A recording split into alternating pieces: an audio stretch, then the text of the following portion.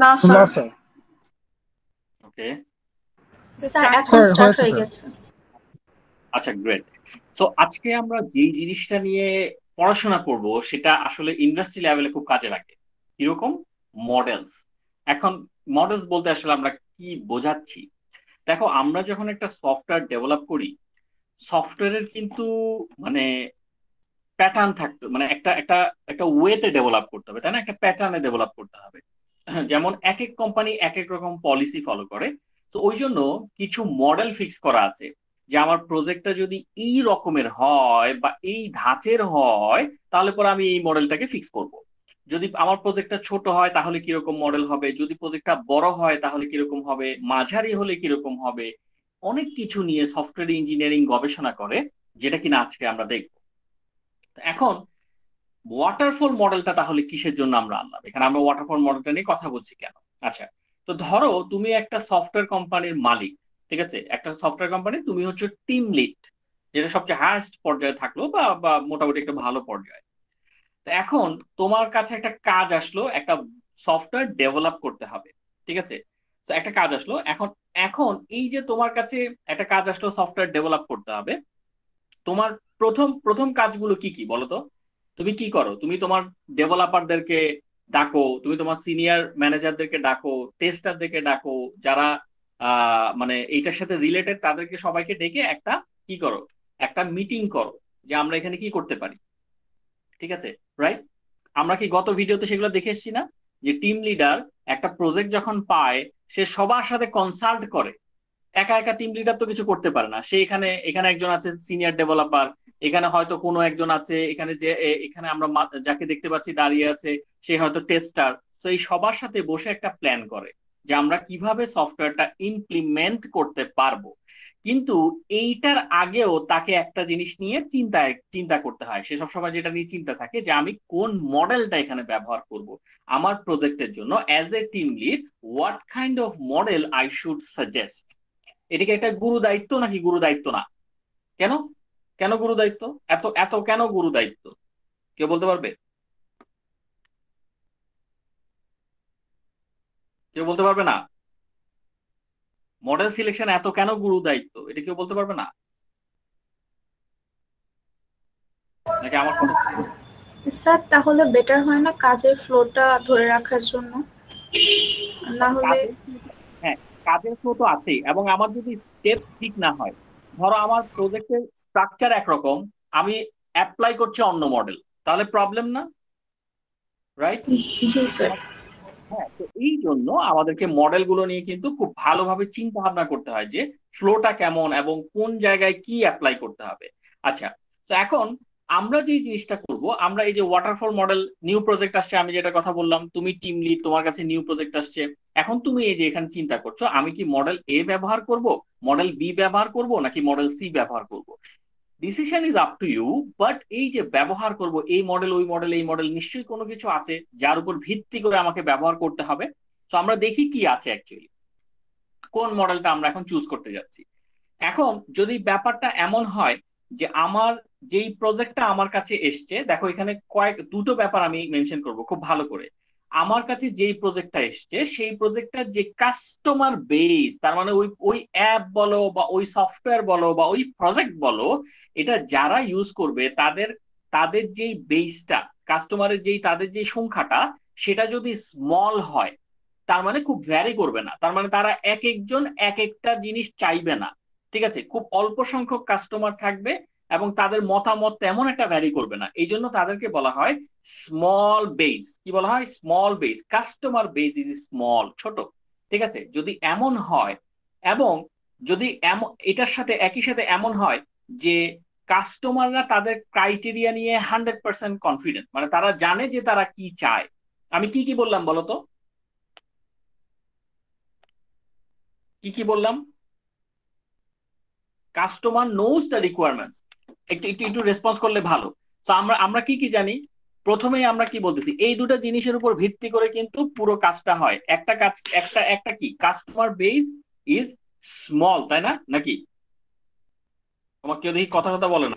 জি sir. জি sir. তো আমরা একটু এখানে জি স্যার। তো এগুলো কিন্তু ইম্পর্টেন্ট, এই দুইটা পয়েন্ট সবচেয়ে বেশি important. So customer base is small, যদি এই কাহিনী হয়। সেকেন্ড কাহিনী কি, কাস্টমার বেস ইজ স্মল, তার সাথে সাথে আরেকটা জিনিস, সেটা কি, customer knows the requirements. So একদম উপরের এই জিনিসটাই আমি এখানে নিয়ে আসলাম। So customer knows the requirements, এই দুটো জিনিসই, আর কিছু না, নোজ দ্য রিকোয়ারমেন্টস।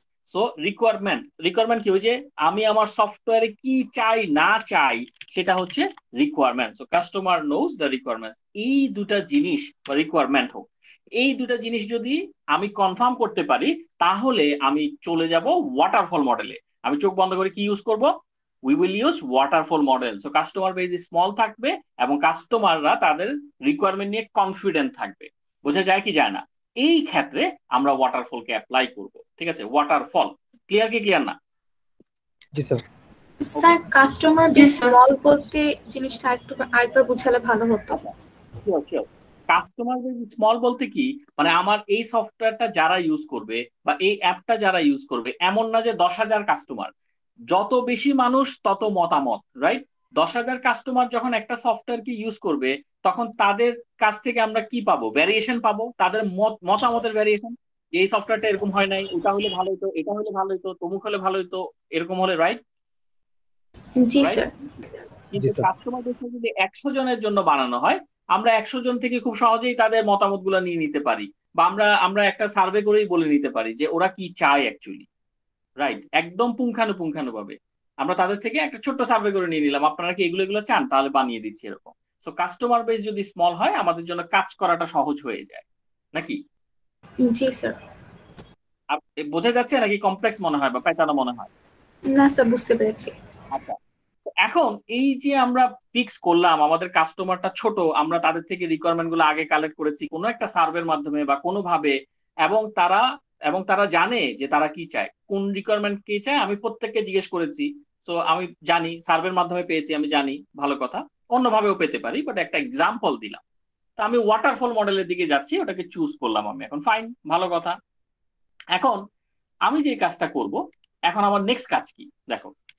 এই তো গেল ওয়াটারফলের কথা, আমরা এখানে বললাম customer base, who no we know what we want, ওরাই বলছে যে আমি জানি, আমরা জানি আমরা কি চাই।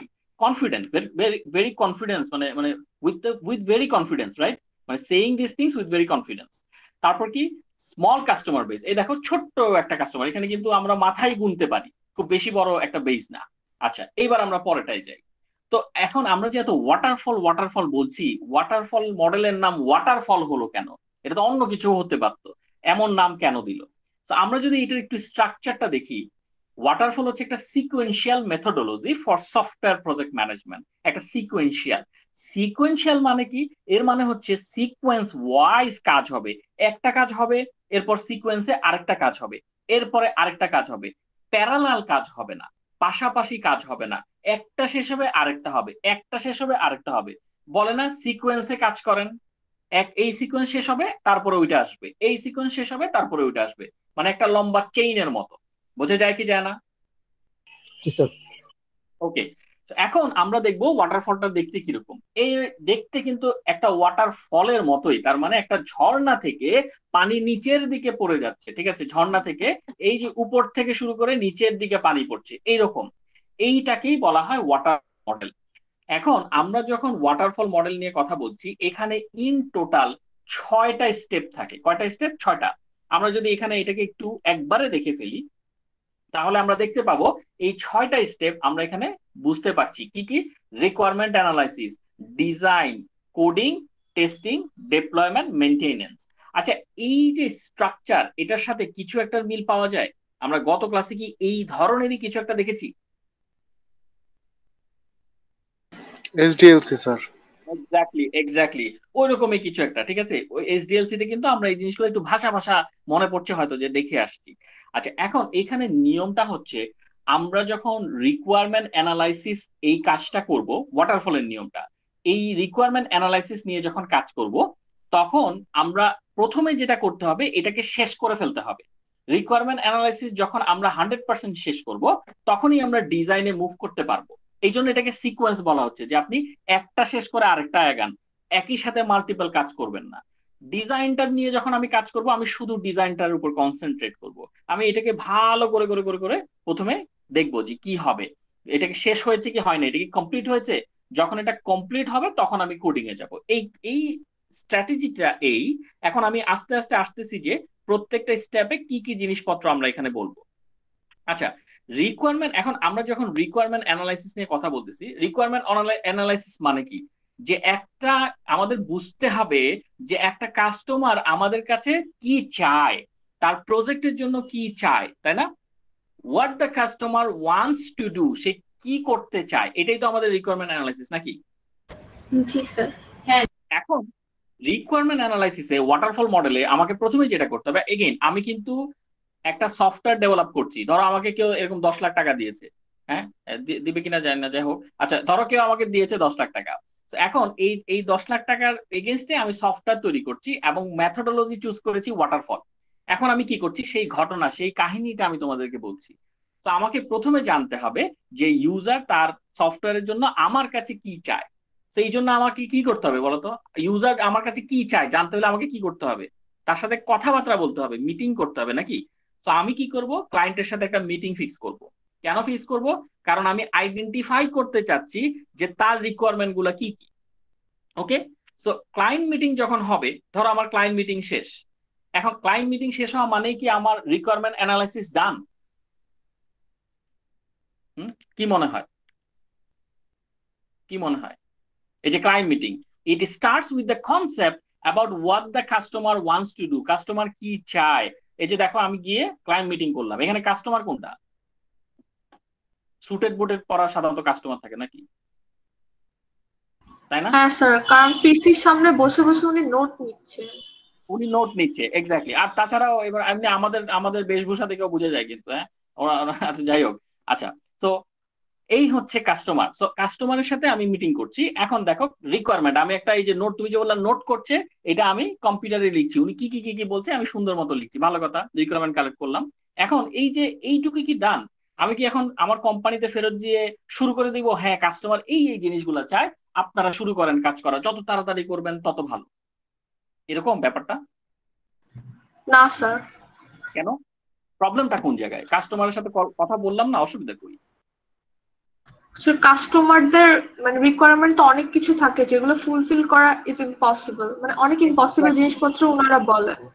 তো ওগুলা এক্স্যাক্টলি। আসলে এবং আমাদের গ্রুপ মেটের সাথে ডিসকাস করতে হবে, is it possible or not, আর যে এক্স্যাক্টলি, কস্টটা বলছেন ওটার মধ্যে করা সম্ভব কিনা।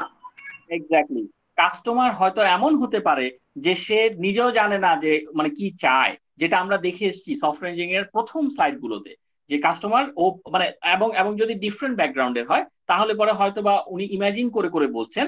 এটা সবগুলো রিকোয়ারমেন্ট যে ফিজিবল, এটাকে বলা হয় পসিবল বলা হয় বা ফিজিবলও বলা যায়। সবগুলো রিকোয়ারমেন্ট যে ফিজিবল হবে তা কিন্তু না।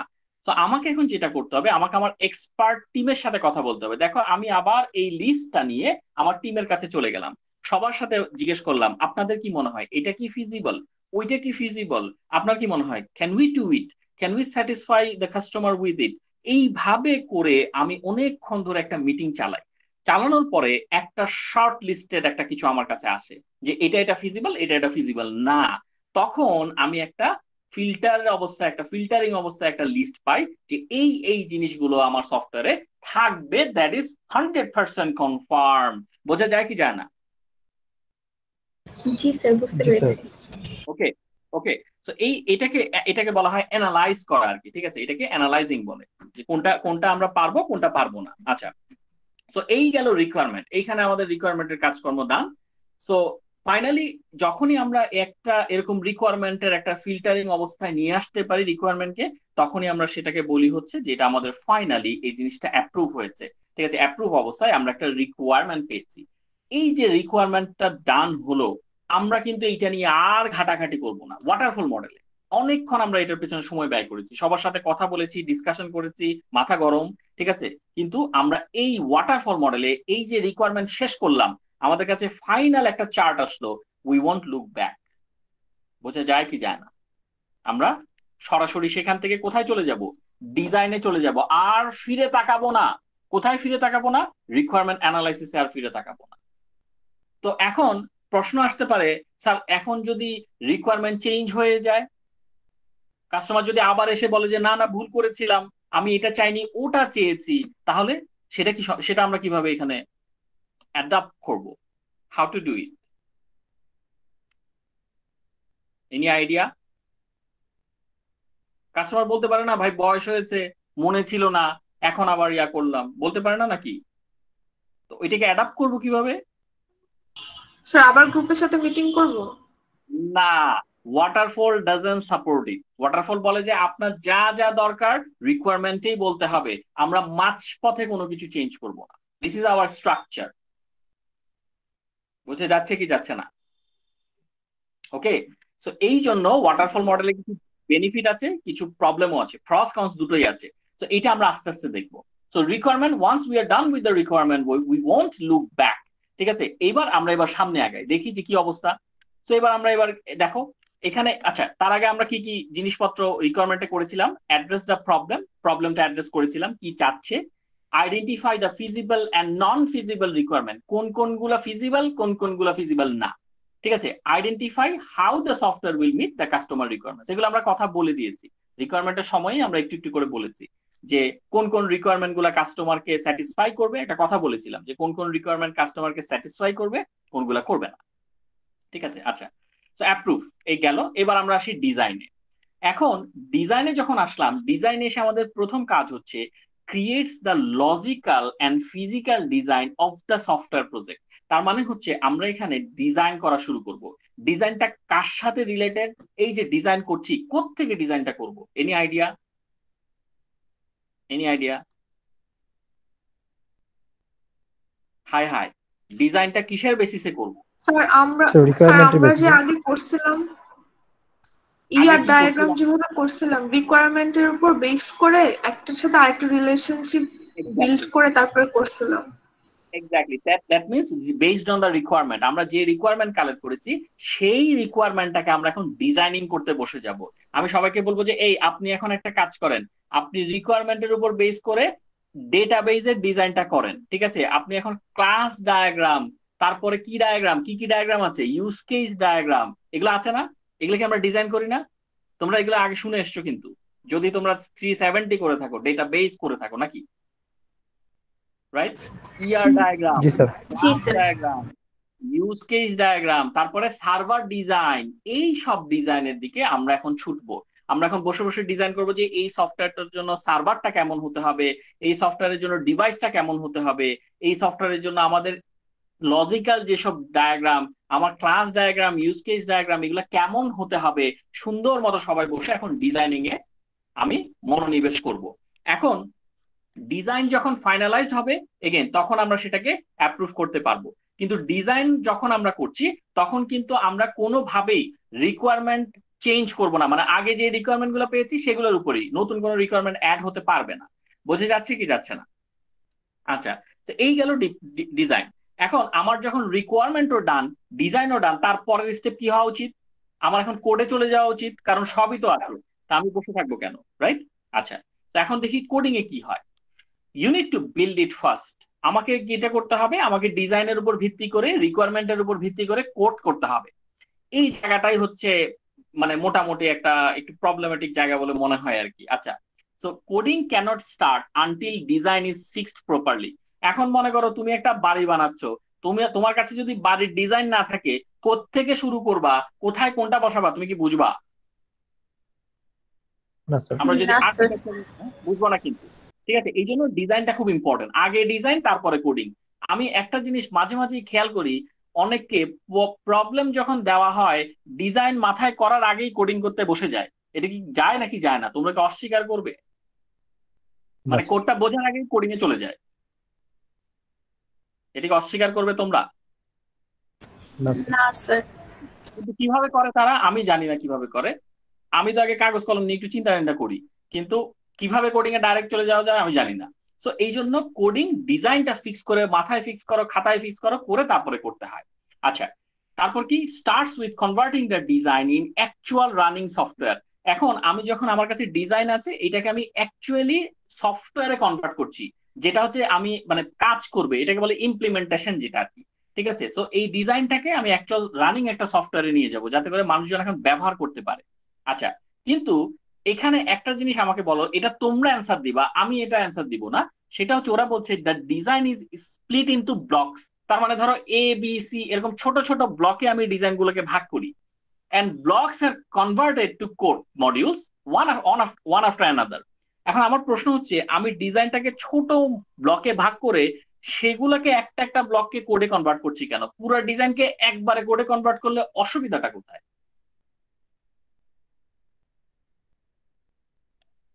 তোমাদের জন্য প্রশ্ন এটা। স্যার তখন যদি কোনো একটা সমস্যা হয় তাহলে আমার বের করতে অনেক বেশি ঝামেলা হবে, বাট ব্লক ওয়াইজ কোনো একটা সমস্যা কি সমস্যা? স্যার আমার কোডিং এ ভুল হতে পারে, বা হয়তো আমি যেভাবে ডিজাইন করেছি এটা ঠিকও না হতে পারে। না না, ধরো ডিজাইন ঠিক আছে, ডিজাইন ঠিক আছে, এখন আমাকে বলো যে ডিজাইন একদম পারফেক্টলি ফাইন, এখন আমাকে বলো যে ওটাকে স্প্লিট করার চিন্তাটা তুমি তোমার কোডে কেন করবে? তোমার মাথায় কি? স্যার ইজি হওয়ার জন্য পুরাটা একসাথে করাচ্ছে, ভাগ ভাগে করাটা আরো বেশি ইজি হবে। এক্স্যাক্টলি এক্স্যাক্টলি, একটা জিনিস অ্যাজ এ হোল যখন আমরা সেটাকে নিয়ে কাজ করব, তার থেকে আমরা যদি পার্ট পার্ট নিয়ে কাজ করি জিনিসটা অনেকটাই ইজিয়ার হয় এবং একই সাথে পারফেক্ট হয়, তাই না? এত বড় একটা জিনিস নিয়ে যখন একসাথে অনেক কাজ করাচ্ছে, ছোট ছোট ছোট ছোট করে যখন চাঙ্ক নিয়ে কাজ করি, জিনিসটা কিন্তু পারফেক্ট হওয়ার চান্সেস বেশি থাকে এবং একই সাথে জিনিসটা মানে সহজ হয়ে যায় অনেকটা। ঠিক আছে, তো এই কারণেই আমরা কোডটাকে এভাবে স্প্লিট করে নিই, ডিজাইনটাকে স্প্লিট করে নিই, ওই ছোট্ট ছোট্ট ব্লকের মাধ্যমে এক একটা ব্লক ধরে ধরে সলভ করি। এটাই হচ্ছে কোডিং। এগেইন যখন কোডিং করছি তখন যদি আমাকে ইউজার এসে বলে ভাই বয়স হয়েছে, রিকোয়ারমেন্টটা একটা ভুল হয়েছে, আমি কিন্তু সেটাকে চেঞ্জ করব না, কারণ আমি যদি রিকোয়ারমেন্ট চেঞ্জ করতে যাই আমার ডিজাইনে চেঞ্জ আসবে, ডিজাইন চেঞ্জ করতে গেলে কোডিং এ চেঞ্জ আসবে, প্রচুর ঝামেলা। সো ওয়াটারফল এটা সাপোর্ট করে না, বলে যে যেখানে আছেন সেটাই করেন, আগেরটাতে ফিরে তাকাবেন না। আচ্ছা ওকে, সো এটাও অ্যাপ্রুভড হলো, ফাইন। এখন আমি চলে যাচ্ছি টেস্টিং এ। সো কোডিং করছি ভালো কথা, এখন টেস্টিং এ কি হয় দেখো। টেস্টিং এ মেইনলি যেটা করা হয়, check the software against the requirements set as requirement analysis phase. তার মানে ওই যে একদম শুরুতে আমাকে কিছু রিকোয়ারমেন্ট দেওয়া হয়েছিল, তাই না, যে আমার সফটওয়্যারে এই এই এই জিনিসগুলো থাকবে। আমি এখন টেস্টিং এ বসলাম, যে ইউজার আমাকে যে লিস্টটা দিয়েছিল, যে লিস্টটা অ্যাপ্রুভ হয়েছিল, সবগুলোকে আমরা এখানে এন্ট্রি করলাম নাকি করলাম না? ঠিক আছে, সবগুলো কি এখানে আছে নাকি নাই? না থাকলে তো ইউজার সফটওয়্যার নেবে না, সে বলবে যে এখানে এখানে আমি এটা চেয়েছি এটা দেন নাই, ওখানে আমি রেজিস্ট্রেশন চেয়েছি আপনি রেজিস্ট্রেশনই দেন নাই, আপনি লগ ইন লগ আউট দিয়ে বসে আছেন রেজিস্ট্রেশনই দেন নাই, তাহলে আমি এই সফটওয়্যার দিয়ে করবোটা কি? ঠিক আছে, তো এই জিনিসগুলো টেস্ট করব। এবং একই সাথে শুধু যে এই জিনিস তাই না, আমার কোডে প্রবলেম থাকতে পারে, আমার মানে আমি যখন এটাকে টেস্ট করছি, আমি যখন সেট আপ করছি সেট আপে ঝামেলা থাকতে পারে। এই সবগুলো ইস্যু আমাকে প্রত্যেকটা issue test test test test করে করে করে যেতে হবে। যেমন এখানে ধরো একজন একজন ব্যক্তি একটা জিনিস টেস্ট করে দেখলো যে ইট ওয়ার্কস পারফেক্টলি, হয়তো তার জন্য একটা ছোট্ট অংশ পারফেক্টলি কাজ করেছে, কিন্তু আবার এখানে একটা ছোট্ট বালক সে বলছে দ্যাট ডাজ নট ওয়ার্ক, তার মানে তার জন্য একটা অংশ কাজ করে নাই। তো এইভাবে মিলেমিশে আমরা বাগ ফাইন্ডিং করব। কিন্তু এখানে কিছু কাহিনী আছে, কাহিনীটা কি? আচ্ছা তোমাদের কাছে কি মনে হয় এই যে টেস্টিং, এই টেস্টিং আসলে করে কারা? শুধু যে ডেভেলপ করছে সে করে? মানে আমার প্রোগ্রাম যদি আমি নিজেই চেক করি তাহলে কি আসলে কোনো লাভ আছে? না স্যার। তাহলে টেস্টিংটা করে স্যার আদার্স যারা ইঞ্জিনিয়ার আছে তারা করে। তারাও করে। আবার আমরা একটা হতে পারে যে এই যে কাস্টমার, স্মল কাস্টমার বেস, তাদের থেকে হয়তো আমরা 10 জনকে ডাকলাম যে একটু আপনারা দেখবেন, আপনারা আপনারা এটা ইউজ করবেন, আপনাদের জন্যই বানিয়েছি, একটু ইউজ করে দেখবেন আপনারা কেমন ফিল করেন। আমি আমার টিম লিডকেই ডাকলাম, টিম লিডও তখন টেস্টার। ঠিক আছে, যখন টিম লিড টেস্ট করবে সে নিজেও তখন টেস্টার। টিম লিডকে ডাকলাম, কাস্টমার থেকে 10 জনকে নিয়ে আসলাম, আমি অ্যাজ এ ডেভেলপার আমি নিজেও টেস্ট করলাম, যত ভাবে যাদেরকে দিয়ে টেস্ট করানো যায়। ক্লিয়ার কি ক্লিয়ার না? নট অনলি যে শুধু এটা ডেভেলপারই টেস্ট করবে তাই না, বাঞ্চ অফ পিপল। ঠিক আছে, একটা হতে পারে যে একটা কাস্টমারের একটা একটা বাঞ্চ অফ সিলেক্টেড পোর্শন, এরকম একটা হতে পারে। ঠিক আছে, ডেভেলপমেন্ট টিম ইটসেলফ তারাও কিন্তু হতে পারে। ঠিক আছে, সো এইভাবে করে আমরা আসলে টেস্টিংটা করি। অথবা এক্সটার্নাল পিপল, বাইরে থেকে এক্সপার্টও নিয়ে আসলাম, এক্সপার্ট একদম মনে করো যে এই এই সফটওয়্যার এক্সপার্ট, তাকে এনে বললাম যে আপনি আপনার নলেজ দিয়ে দেখেন কোন কোন জায়গায় আপনি বাগ পান, আমাকে বলেন, আমরা ফিক্স করতেছি সেটা। সো বোঝা যাচ্ছে কি যাচ্ছে না? এটা কিন্তু টেস্টিং ফেজ। ওকে, এখন টেস্টিং ফেজ হলো আমরা কি কি ফেজ করে আসলাম, আমাদের আমাদের যতটুকু মনে পড়ে একদম প্রথমে ছিল রিকোয়ারমেন্ট ফেজ, তারপরে আমরা ডিজাইন করেছি, তারপরে কোডিং করেছি, এখন টেস্টিং করেছি। সবই তো করলাম, আর কিছু বাকি আছে? আসল জিনিসই মনে হয় বাকি আছে নাকি? জি স্যার। হ্যাঁ, আমাদের পেমেন্ট বাকি আছে, তাই না? পেমেন্ট এখনো পাই স্যার নাই কিন্তু। পেমেন্টটা পাবো কি ডেপ্লয়মেন্ট। করে? কি বললে? স্যার আরেকটা স্টেজ বাকি ছিল না, ওই ডেপ্লয়মেন্ট লাস্টের যেটা ছিল। এক্স্যাক্টলি, আরো আরো দুইটা স্টেজ, একটা না দুইটা স্টেজ। ডিপ্লয়মেন্ট, আচ্ছা এই যে এটা অ্যাপ্রুভ হওয়ার পরে আমরা এবার গেলাম ডিপ্লয়মেন্ট এন্ড মেইনটেনেন্স।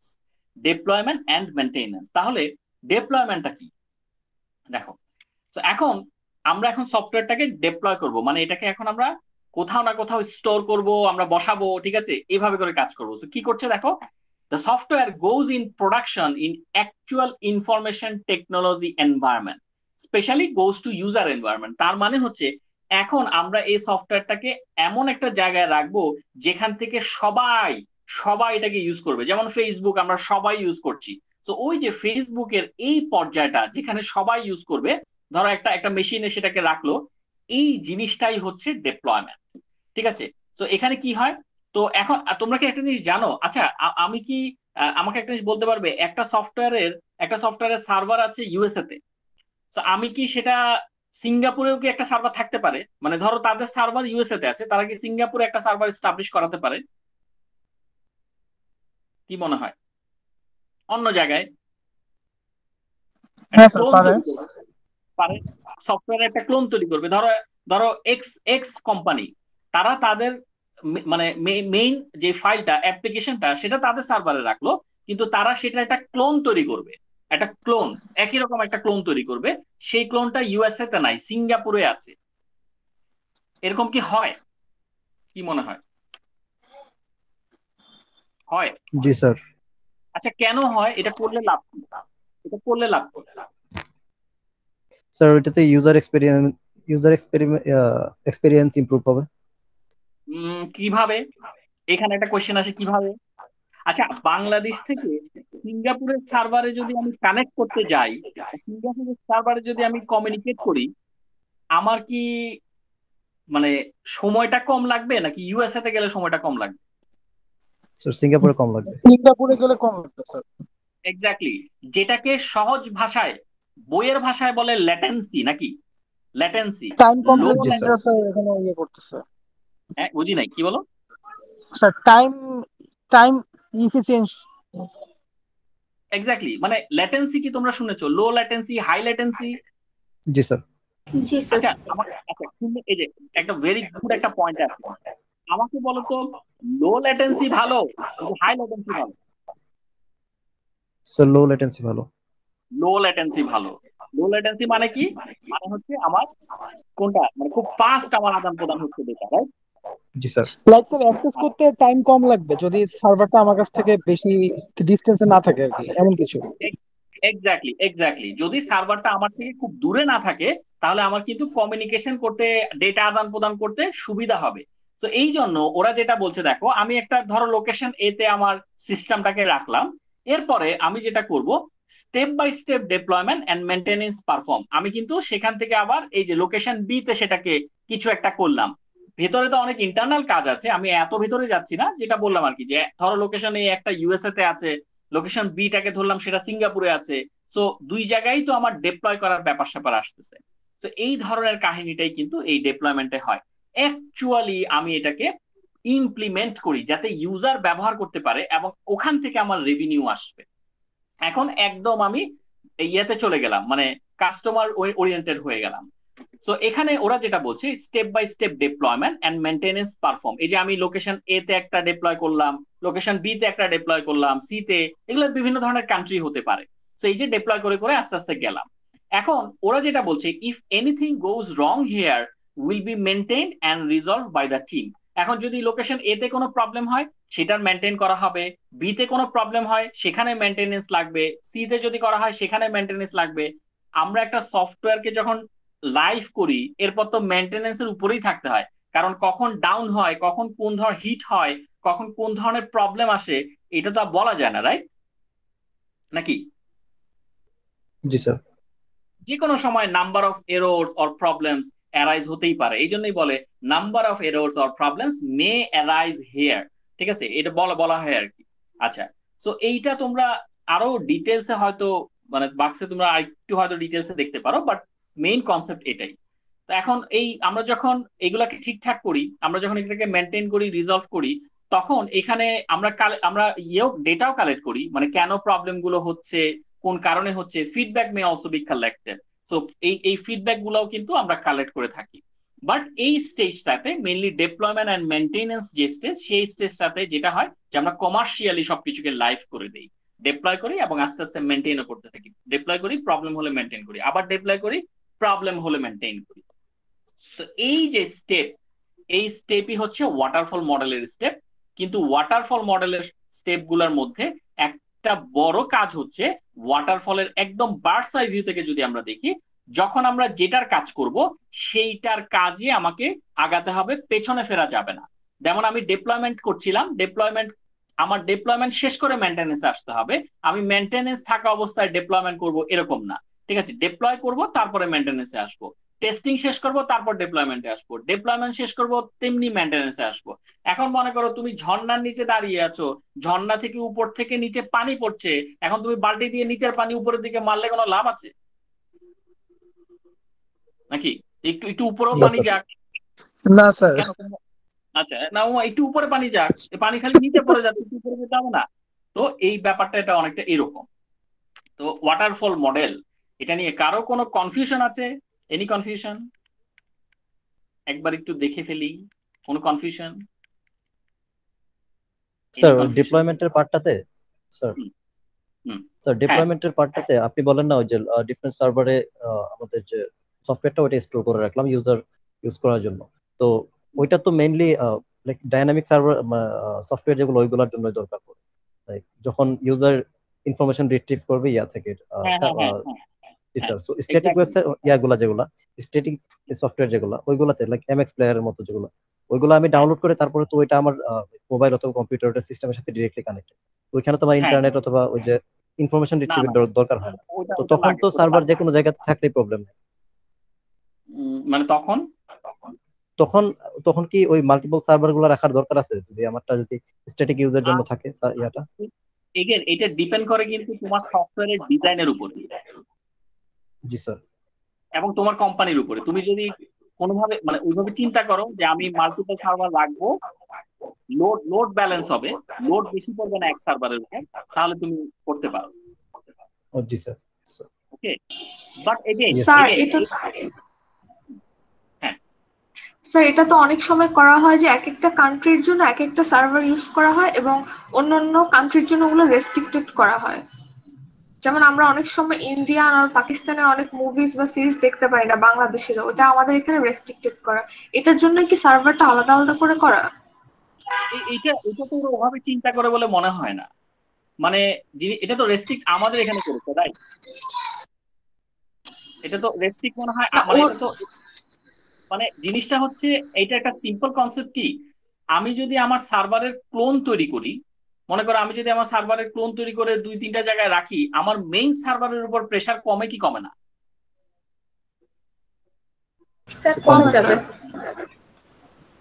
এইটা ছিল মেইন কনসেপ্ট আর কি, যে আমার যাতে লোড ব্যালেন্সিং হয়, যাতে একই সার্ভারের উপর বারে বারে হিট না পড়ে।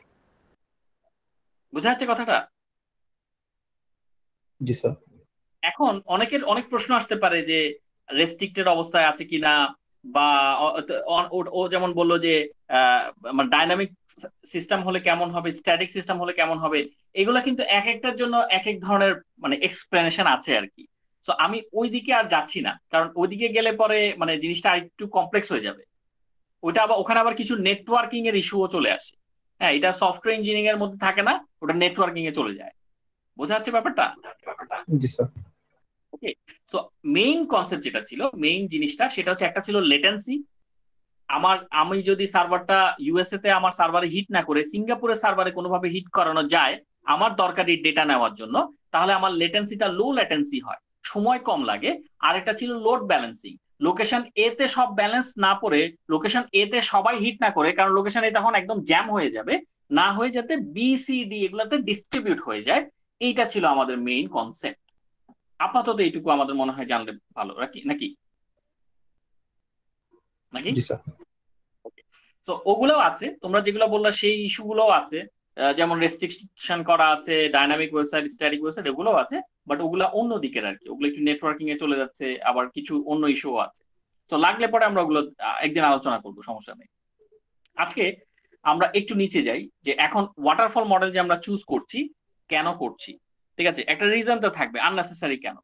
প্রথম কথা, আমরা একটা কথা বলেছিলাম কি, কাস্টমার তাদের রিকোয়ারমেন্ট নিয়ে জানে, তারা ভালো মতো জানে যে তারা কি চায়, এই জন্য রিকোয়ারমেন্টস আর ওয়েল নোন। এই পয়েন্টটা থাকলে আমি এখানে ওয়াটারফল অ্যাপ্লাই করব। তারপর কি, small scale and short term project, প্রজেক্টের ডিউরেশনটা ছোট হতে হবে এবং অল্প সময়ের প্রজেক্টের জন্য আমরা এটাকে ব্যবহার করব, বাড়তি বেশি বড় সময়ের জন্য না, ছোট ছোট প্রজেক্টের জন্য ব্যবহার করব। ঠিক আছে, আচ্ছা তারপর কি, resources R available and train. এখন এখানে রিসোর্সেস বলতে কিন্তু তোমরা হয়তো শুধু মনে করতে পারো আমাদেরকে মনে হয় হার্ডওয়্যারের কথা বলছে, শুধু কিন্তু হার্ডওয়্যার না, এখানে যে ডেভেলপার তাকেও আমরা একটা রিসোর্স ধরতে পারি। আমরা ধরতে পারি যে সেও ট্রেন, সেও এক্সপার্ট। ঠিক আছে, তারপর আরো রিসোর্স তো আছে, টুলস আছে, কোন ধরনের আইডি আমরা ব্যবহার করছি এগুলো আছে। তো এগুলোর কথা বলা হচ্ছে যে এই রিসোর্স গুলো অ্যাভেলেবেল থাকতে হবে এবং এইগুলো খুব ভালো মতো ট্রেন্ড অবস্থায় থাকতে হবে, যেন তেন হলে হবে না। তারপর আর কি, technological tools required are not dynamic instead of stable. তার মানে হচ্ছে আমি যদি একটা প্রোগ্রামিং ল্যাঙ্গুয়েজ ইউজ করি, ফর এক্সাম্পল আমি আজকে চিন্তা করলাম যে আমি পাইথন দিয়ে পুরো জিনিসটা করব, আমার ওয়েবসাইটটা পাইথন দিয়ে করব, বা আমার ওয়েবসাইটটা আমি পিএইচপি বেসড করব। তো আমাকে ফিক্স থাকতে হবে, বা জাভা বেসড করব। তো আমাকে ফিক্স থাকতে হবে যে এই একটা ল্যাঙ্গুয়েজ যেটা শুরুতে ফিক্স করেছি সেটাই যাতে থাকে। আমি রিকোয়ারমেন্ট অ্যানালিসিসের সময় চিন্তা করলাম যে এটা পাইথন দিয়ে করব, ডিজাইনের সময় চিন্তা করলাম যে এটা পাইথনে হবে না, জাভায় হবে, কোডে গিয়ে আমি এখানে পিএইচপি ইউজ করছি। এই রকম যাতে ডাইনামিক ব্যাপার না হয়, স্টেবল প্রোগ্রামিং ল্যাঙ্গুয়েজ থাকতে হবে। বোঝা যাচ্ছে কি যাচ্ছে না? জি স্যার। ওকে, অথবা ডেটাবেস, ডেটাবেস কোন ধরনের ডেটাবেস ইউজ করব, একদম শুরু থেকে ফিক্স হয়ে আসতে হবে, বারে বারে চেঞ্জ হবে, বারে বারে চেঞ্জ হবে, এই ধরনের জিনিসগুলো যাতে না হয়। তো এই চারটা পয়েন্ট কিন্তু তোমরা মনে রাখবে, এবং মনে রাখা খুব সহজ। ওয়াটারফল মানেই রিকোয়ারমেন্ট ফিক্স, ওয়াটারফল মানেই ছোট প্রজেক্ট, ওয়াটারফল মানেই রিসোর্স অ্যাভেলেবেল, সেটা ডেভেলপার হোক যাই হোক, ওয়াটারফল মানেই ল্যাঙ্গুয়েজ ট্যাঙ্গুয়েজ এগুলো সব স্ট্রিক্ট, এগুলো একবার যেটা ডিসাইড করেছি সেটাই। আর ওয়াটারফল সবচেয়ে বড় কথা হচ্ছে, ওয়াটারফল মানেই হচ্ছে স্ট্রিক্ট, সে কোনো ছাড় দেয় না, উপর থেকে নিচে নামে, নিচ থেকে উপরে উঠতে দেয় না, অ্যাজ সিম্পল অ্যাজ দ্যাট। ওকে, আচ্ছা, তো এখন এত কিছু যে বললাম, তো আমরা ওয়াটারফল নিয়ে অনেক খারাপ কথা বলেছি, ওয়াটারফল নিয়ে কিছু ভালো কথাও বলেছি। তো ও আমাদেরকে বলছে যে একদম এখন পুঙ্খানুপুঙ্খানু ভাবে ভালো কথাও বলেন, খারাপ কথাও বলেন। তো ভালো কথা কি কি, লাইক ডিসলাইক দুটোই দিয়েছে। আচ্ছা, তো ভালো কথা কি কি, simple to easy and use and easy. দেখো ওয়াটারফল কিন্তু একদম স্ট্রেইট, একদম সোজা লম্বা। রাস্তা যদি সোজা হয় তোমাদের ভালো লাগে না খারাপ লাগে? আঁকা বাঁকা রাস্তা থেকে একদম সোজা রাস্তা ঘুরতে যাচ্ছে, স্যার ভালো লাগে। এটা ভালো লাগে। ঠিক আছে, তার মানে এটা একটা ভালো জিনিস, একদম স্ট্রেট, কোনো আঁকা বাঁকা আশেপাশে নাই, একদম স্ট্রেট যাবে, simple to easy and use and easy. আচ্ছা, stages go one by one, so sudden changes can not create confusions. তোমরা শান্তি মতো ঠান্ডা মাথায় একটার পর একটা স্টেজ করে যাবা, হঠাৎ করে তোমার কাছে এসে কেউ বলবে না যে আমার এই রিকোয়ারমেন্টটা চেঞ্জ করেন, অমুক রিকোয়ারমেন্ট ভুল করে ফেলছি, এটা ভুলে গিয়েছি, এরকম ইন্টারাপশন, দেয়ার আর নো ইন্টারাপশনস। ঠিক আছে, so this is a very good point, কারণ ইন্টারাপশন হলে পরে তো এটা প্রবলেম, মানে how do you develop this things, right? আচ্ছা, any changes is done only in development stage, so no need to go back and change everything. এখন মনে করো যে ধরো তুমি রিকোয়ারমেন্ট ফিক্স করেছো, ডিজাইন ফিক্স করেছো, এখন তুমি কোডিং করছো। এখন কোডিং এ ধরো ব্যাপারটা হচ্ছে এরকম যে তুমি কোডিং করছো, কোডিং এ কিছু একটা ভুল হয়েছে। ঠিক আছে, কোডিং এ ধরো তুমি অনেকখানি আগিয়েছো, কিছু একটা ভুল হয়েছে, বাট তুমি তো কোডিং ফেজেই আছো, রাইট? তো তুমি ওখানে চেঞ্জ করো, তো কোডিং ফেজে চেঞ্জ করো, তোমার তো আবার রিকোয়ারমেন্টে গিয়ে বা ডিজাইনে গিয়ে চেঞ্জ করার কোনো দরকার নাই। এই লাইনটা প্রথমে বুঝতে হয়তো একটু সমস্যা হয়, আমি তো আরেকবার এখানে ছবি থেকে বলে দিই। জাস্ট একবার আমি উপরে যাই, এই জায়গায় ধরো কোন জায়গায় ছিল ইয়াটা,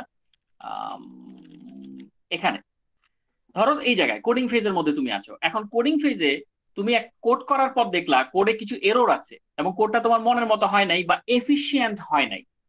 তো সেটাকে যদি তুমি চেঞ্জ করতে যাও তোমাকে কোথায় থাকতে হবে? কোডিং এ থাকতে হবে নাকি আবার ডিজাইনে যেতে হবে? কোথায় থাকতে হবে? স্যার কোডিং এ থাকলেই তো হবে। কোডিং এ থাকলেই তো হয়। আমার তো রিকোয়ারমেন্ট থেকে রিকোয়ারমেন্ট, নতুন রিকোয়ারমেন্ট নেওয়ারও কিছু নাই, ডিজাইনে চেঞ্জ করারও কিছু নাই। তো এটাও একটা সুবিধা, কারণ আমি কোডিং এ জাস্ট কোডিং এ চেঞ্জ করবো, আর কোথাও আমার চেঞ্জের দরকার নাই। ঠিক আছে, এর ভেতরে থেকে এর ভেতরে চেঞ্জ করবো।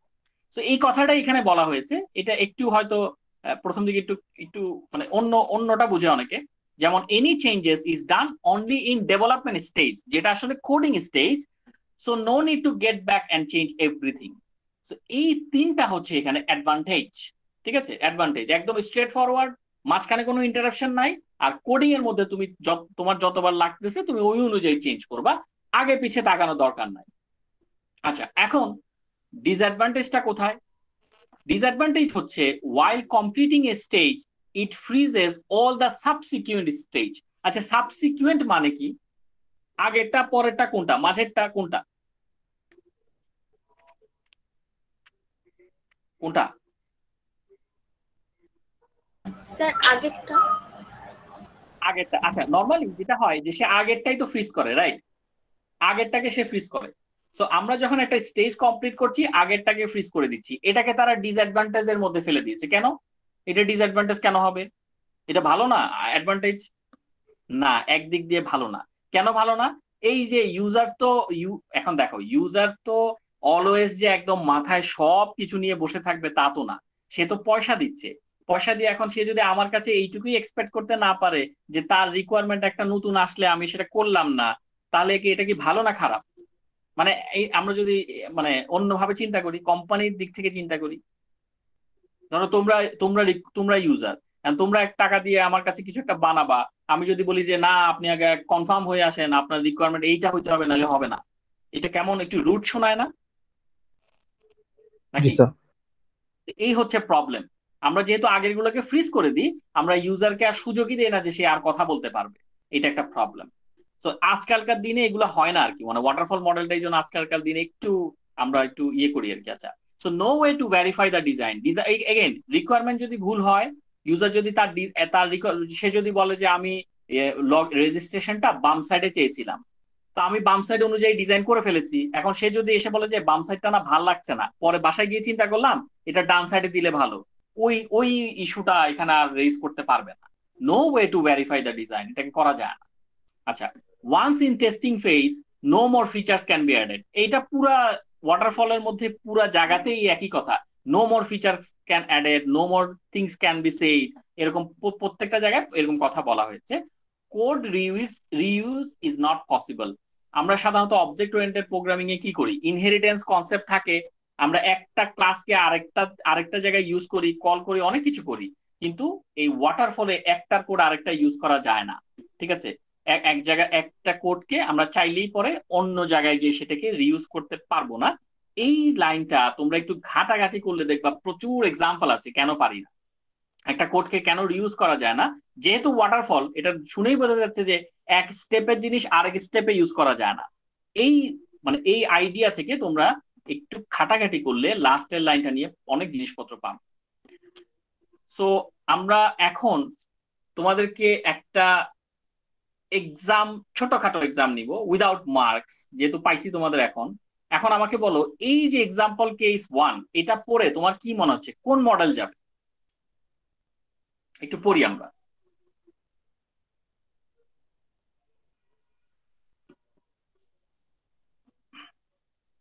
One of your uncle requested you to develop an accounting calculator for his local shop. Your startup company wants to develop an accounting calculator for super shops. দুটো দেওয়া আছে, 1 আর 2, একটা লোকাল শপ একটা সুপার শপ, তুমি waterfall কোনটা use করবা? Sir local shop. Sir local Reason? শপে। One Reason? Sir. কেন ইউজ করবা লোকাল শপ? কজ স্যার এইটার যে রিকোয়ারমেন্ট গুলো সেটা চেঞ্জ হওয়ার পসিবিলিটি খুব কম আর কি, নেই বললেই চলে। যেহেতু আচ্ছা, সেকেন্ডটা স্টার্টআপ, সেহেতু স্যার ওটা চেঞ্জ হওয়ার পসিবিলিটি হিউজ আর কি, নতুন আইটেম অ্যাড হতে পারে বা। এক্সেলেন্ট। আরেকটা?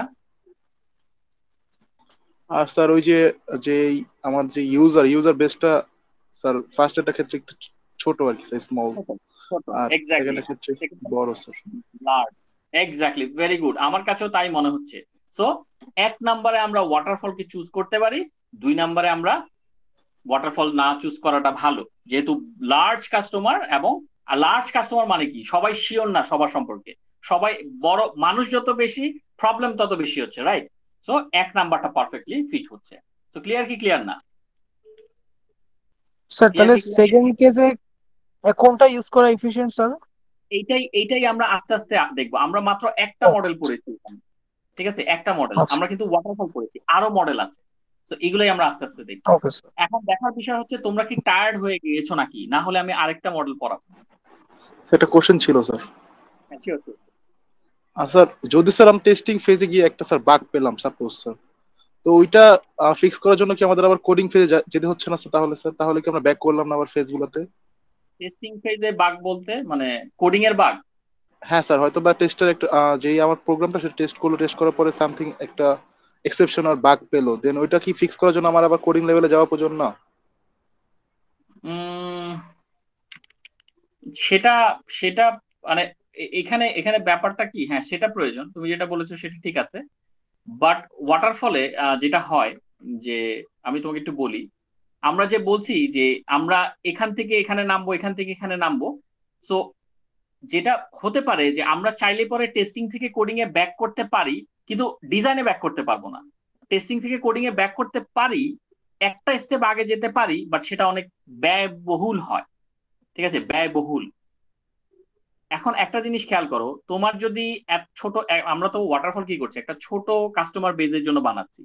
তো এত ছোট কাস্টমার বেজের মধ্যে যদি কোডিং এর মধ্যে এরর থাকে, সেটা কি ভালো হওয়া উচিত? মানে সেটা কি আসলে মেজর মেজর এরর যদি থাকে, সেটা কি একটা মানে মানে ভালো কিছু, না রাইট? স্যার। না স্যার। না। এখন টেস্টিং এ গিয়ে যদি আমি দেখি যে কোডিং এ প্রবলেম, আমি আবার কোডিং এ গেলাম, আবার কোড করতে বসলাম। এমনিতেই ওয়াটারফল মডেলে আমার পয়সার পরিমাণ কম এই কারণে, কারণ কাস্টমার বেস স্মল, ঠিক আছে? ছোট ছোট প্রজেক্টের জন্য আমরা এটা ব্যবহার করি। তো আমাকে এমনিতেই এইসব প্রজেক্টের টাকার অ্যামাউন্টটা কম। এখন আমি যদি টেস্ট মানে কোডটাকে ভালো মতো না করি, এই জন্যই তো বলে কোডিং এই আমাকে প্রথমে চেক করে নিতে হবে সব ঠিকঠাক আছে কিনা। মানে মেজর জিনিসগুলা কোডিং এ আমাকে চেক করে নিতে হবে। টেস্টিং এ হয়তো কিছু জিনিস ধরা পড়তে পারে, কিন্তু একদম কোডিং এর মেইন ডেটা স্ট্রাকচারেই যদি প্রবলেম ধরা পড়ে, তাহলে আমাকে আবার টেস্টিং থেকে কোডিং এ ফেরত যেতে হবে। আমি কিন্তু ডিজাইনে যেতে পারবো না। আমি আবারও বলি, তোমরা হয়তো মনে করতে পারো আপনি তো বলছেন নিচে নিচে নামবে, এখন আবার উপরে বলতেছেন। তো কোডিং এ আমি যেতে পারবো, কিন্তু এটা আমার জন্য মানে টাইম কস্টিং, মানি কস্টিং হবে। দেখা যাবে যে কোডিং ঠিক করতে করতে আমার 5 দিন বেশি লেগে গেছে। তো 5 দিন তো আমাকে ডেভেলপারকে টাকা দিতে হবে। তো এই জন্যই এগুলোতে সতর্ক থাকতে হয়। কথা বোঝা যাচ্ছে? জি স্যার। ওকে। সো এই জন্য এগুলোতে সতর্ক থাকতে হয় যে এখানে কোডিং এ একটা একটা মেজর প্রবলেম হয়েছে, ডেটা স্ট্রাকচার যেটা চিন্তা করেছে সেটাই ভুল। টেস্টিং এ আসলাম, টেস্টিং এ এসে সেটা ধরা পড়লো, আবার আমাকে কোডিং এ ব্যাক করতে হবে, কিন্তু অনেক এখন প্রবলেম, কারণ আমাকে তখন পুরো কোডটাকে আবার মডিফাই করতে হবে, পুরো কোডটাকে আবার আমাকে নতুন করে বানাতে হতেও পারে, নতুন করে বানাতে হচ্ছে। তো তখন যেটা হয় যে আমার দিনের এগেনস্টে আমার টাকার পরিমাণ বাড়তে থাকে, যেই টাকা কিনা আমি ওয়াটারফল প্রজেক্টে করে আমি পাচ্ছি না। কারণ এখানে বলা আছে একটা জায়গায়, তোমরা যদি দেখো এই জায়গায়, এখানে একটা জায়গায় বলেছে স্মল প্রজেক্টের জন্য, এই যে small scale and short term project. Short term project গুলো টাকা পয়সা তো বেশি পাওয়া যায় না।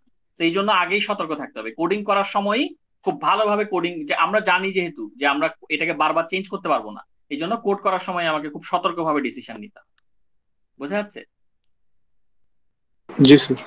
তো ওয়াটারফলে আসলে অনেকে বলে না আমার লাক্সারি লাইফ নাই, ওয়াটারফলে ওরকম লাক্সারি লাইফ নাই। যেই জায়গায় আছে ওই জায়গাটা ভালোভাবে করতে হবে, যাতে পরে গিয়ে প্রবলেম ফেস না হয়। ওকে। আর কোডে এরর থাকলে এরর নিয়েই আগাতে হবে। মানে ধরো একটা আমি এমন এরর করলাম যেটা আমাকে ব্যাক করার কোনো ওয়ে নেই, আমাকে ওভাবেই আগাতে হবে, ওইটাই আমার সফটওয়্যার, ঠিক আছে? তো এগুলো হচ্ছে প্রবলেম। আচ্ছা, এখন তবে এগুলো ভালো কোয়েশ্চেন, এই জিনিসগুলো কিন্তু কোয়েশ্চেন গুলো খুবই ভালো কোয়েশ্চেন। আমি যদি এটার আরো কোনো সুদিং অ্যান্সার পাই, তাহলে আমি অবশ্যই জানাবো। আরো যদি বেটার কোনো অ্যাট্রাকটিভ অ্যান্সার থাকে, তাহলে আমি এগুলো অবশ্যই জানাবো। আমি এগুলো নোট করে রাখলাম, তোমাদের এগুলো নোট আছে। আচ্ছা, এখন আমাকে বলো তোমরা কি টায়ার্ড নাকি আমি আরেকটা লেকচারে যাব, নাকি টায়ার্ড? এখন আর কেউ কথা বলিবে না। স্যার আজকে একটা মডেল থাক স্যার। আচ্ছা, আজকে একটা মডেল থাক। আচ্ছা, আমি জি একটু স্যার। রেকর্ডিংটা অফ করি। আচ্ছা, একটা কাজ করি তাহলে, স্টপ, রেকর্ডিং অফ করতে হবে, স্টপ রেকর্ডিং। আচ্ছা, আমরা একটা কাজ করি, আমি একটু